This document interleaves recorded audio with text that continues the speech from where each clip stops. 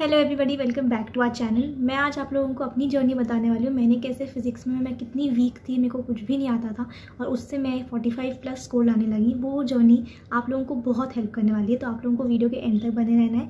Channel को आप लोगों को सब्सक्राइब कर लेना है एंड वीडियो को आपको ज़रूर लाइक करना है, क्योंकि आप लोगों को ये कंटेंट, ऐसा ही कंटेंट आपको आपके सीईटी के दौरान मिलेगा, कॉलेज में जाने के बाद, उसके बीच में हम लोग आपके साथ एंड तक रहेंगे बच्चों। तो आप लोगों को चैनल को ज़रूर सब्सक्राइब कर लेना है और व्हाट्सएप ग्रुप पे ज्वाइन हो जाइएगा। वहाँ पे हम आप लोगों के लिए daily quizzes, PDF, previous questions वगैरह सब कुछ देंगे, तो आप लोगों को वहाँ पे भी ज्वाइन होना है। डिस्क्रिप्शन बॉक्स में आप लोगों को लिंक मिल जाएगी।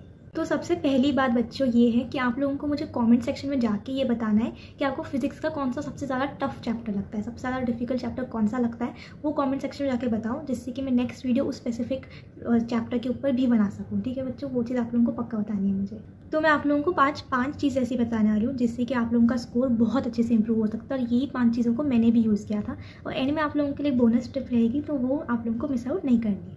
तो ये हमारी 5 टिप्स जो है, इनको हम 5 तंत्र बोलेंगे हमारे। ठीक है, सबसे पहला तंत्र हमारा क्या है, हमारे को हमारा एक चैप्टर पकड़ना है। ठीक है, उस चैप्टर के लिए एक पेज लो आप, ठीक है, या फिर आपकी एक बुक है उसमें से एक पेज फाड़ो, डबल साइडेड वो पेज होता है। आपको क्या करना है, आप चैप्टर को पढ़ना है। आपको उस चैप्टर में आपको थ्योरी मिलेगी और फॉर्मूले मिलेंगे। एक साइड पे आपको थ्योरी लिखना है, वो कैसे लिखने मैं आपको बताऊंगी, और एक साइड पे आपको जो भी फॉर्मूलाज मिल रहे हैं वहाँ पे आपको फॉर्मूलाज लिखना है। अब थ्योरी के लिए कुछ पैरामीटर्स होते हैं। फिजिक्स की बात कर लो। फिजिक्स में जैसे कि आपके इन्वर्स रिलेशन हो गया, आपके डायरेक्ट रिलेशन हो गया। ठीक है, वो रिलेशंस आप लोगों को लिखने हैं, सबसे पहली चीज़। दूसरी चीज़, आप लोगों के कुछ मेटल्स के या कुछ चीज़ों के यूजेस होते हैं, ठीक है, एप्लीकेशंस होते हैं, वो आप लोगों को लिखना है। कुछ डेफिनेशंस होती हैं, कुछ आप लोगों के इंपॉर्टेंट पॉइंट्स होते हैं, सिर्फ और सिर्फ उतना ही आपको थ्योरी में लिखना है बच्चों। ठीक है, इस तरीके से आपकी एक शीट, जिसमें एक साइड में थ्योरी होगी, इंपॉर्टेंट, ओनली इंपॉर्टेंट पॉइंट्स, और दूसरे साइड में आप लोगों के फॉर्मूले होंगे। ये ऐसी एक शीट आप लोगों की बन गई। आपको हर एक चैप्टर के लिए करना है बच्चों। ये आपको बहुत बेनिफिशियल होगा। लास्ट डे पे सीटी के आप लोग मेरे को याद रखोगे कि दीदी ने बोला था ये चीज़, तो आप लोगों को ये चीज़ बिल्कुल फॉलो करनी है। ये आपकी पहली आपकी वो हो गई। दूसरा तंत्र क्या है कि हमारे को प्रीवियस ईयर क्वेश्चंस पे फोकस करना है। प्रीवियस ईयर क्वेश्चंस आप लोगों के लिए बहुत ज़्यादा इंपॉर्टेंट हो जाते हैं। क्यों इंपॉर्टेंट होते हैं? क्योंकि सीईटी प्रीवियस ईयर क्वेश्चंस को ही उठा के करता है, तो आपको वहाँ से वो भी हेल्प मिलेगी, प्लस आपको प्रैक्टिस होएगी। तो आपको प्रीवियस ईयर क्वेश्चंस एटलीस्ट 5 साल के, तो मैं कम ही बोल रही हूँ, 5 तो मिनिमम करने हैं आप लोगों को, उसके पहले के भी करने हैं। एटलीस्ट 10 साल के प्रीवियस ईयर क्वेश्चंस हर चैप्टर के आपको करने हैं।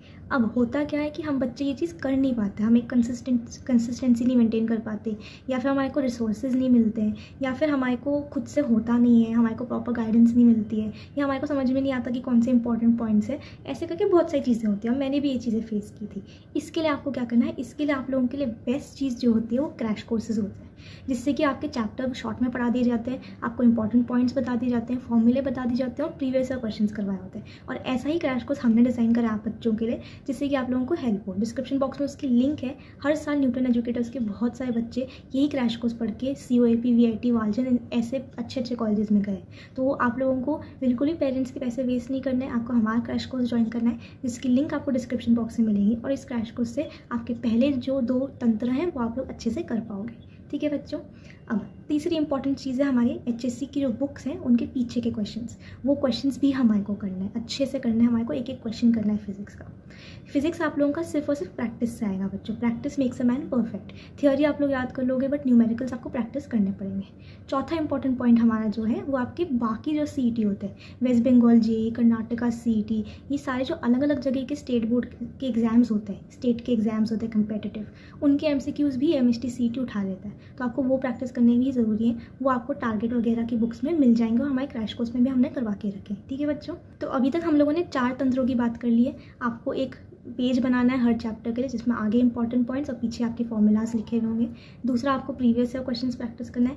तीसरा, आपको HSC की बुक्स के पीछे के क्वेश्चंस प्रैक्टिस करने हैं। चौथा, आपको बाकी स्टेट एग्जाम्स के क्वेश्चंस प्रैक्टिस करने हैं। ठीक है बच्चों, ये 4 तंत्र हो गए। 5वां तंत्र क्या है आप लोगों का, कि जब आप ये क्वेश्चन सॉल्व करते हो, ठीक है, तो आप लोगों को एक बुक मेंटेन करनी है जिसमें आपको कोई बहुत अच्छा क्वेश्चन मिलता है जो कि आप लोगों को नहीं पता होगा, कहीं पे आपने नहीं देखा होगा। वो क्वेश्चंस को आपको इस बुक में नोट डाउन करना है, जिससे कि आप लोग लास्ट टाइम पे रिविजन में उनको यूज़ कर सकते हो। और आपको एक और चीज़ याद रखनी है कि ये सब करने के बाद आपका एक अच्छा फाउंडेशन क्रिएट हो जाएगा। ठीक है, ऐसे ही मैंने अपना स्कोर ऊपर लाया था बच्चों। हर चैप्टर के लिए मैं ऐसे करती गई। तो पहले क्लास 12th के लिए ऐसा करो, फिर 11th के लिए ऐसा करो। ठीक है बच्चों। और आप लोगों के लिए जो बोनस टिप थी वो ये है, अगर आपको अभी तक आप आए हो वीडियो के लिए तो आई एम रियली ग्लैड। आप लोगों को बहुत हेल्प होगी जो मैं आप लोगों को बता रही हूँ। वीडियो को लाइक करेगा, ऐसे ही हम लोग वीडियोज़ लाते रहेंगे। बोनस टिप आप लोगों के लिए ये है कि जब आप लोग HSC बोर्ड के लिए जो बच्चे प्रिपेयर कर रहे होंगे वो भी ये as it is pattern follow कर सकते हैं। इससे आप CET और बोर्ड्स दोनों हैंडल कर सकते हो।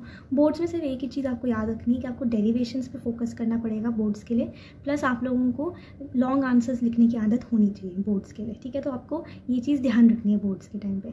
आई होप आप लोगों को वीडियो अच्छी लगी हो। डिफिकल्ट चैप्टर को ज़रूर कमेंट करिएगा बच्चों। मैं चाहती हूँ कि हर एक बच्चा 45+ लाए, न्यूटन एजुकेटर्स का हर एक बच्चा। तो आप लोगों को मेरा सपना पूरा करना है, मेरे से सीखना है आप लोगों को। कुछ भी और डाउट होता है तो कमेंट सेक्शन में बताइएगा। मिलते हैं अगले वीडियो में, तब तक के लिए take care, study well and thank you.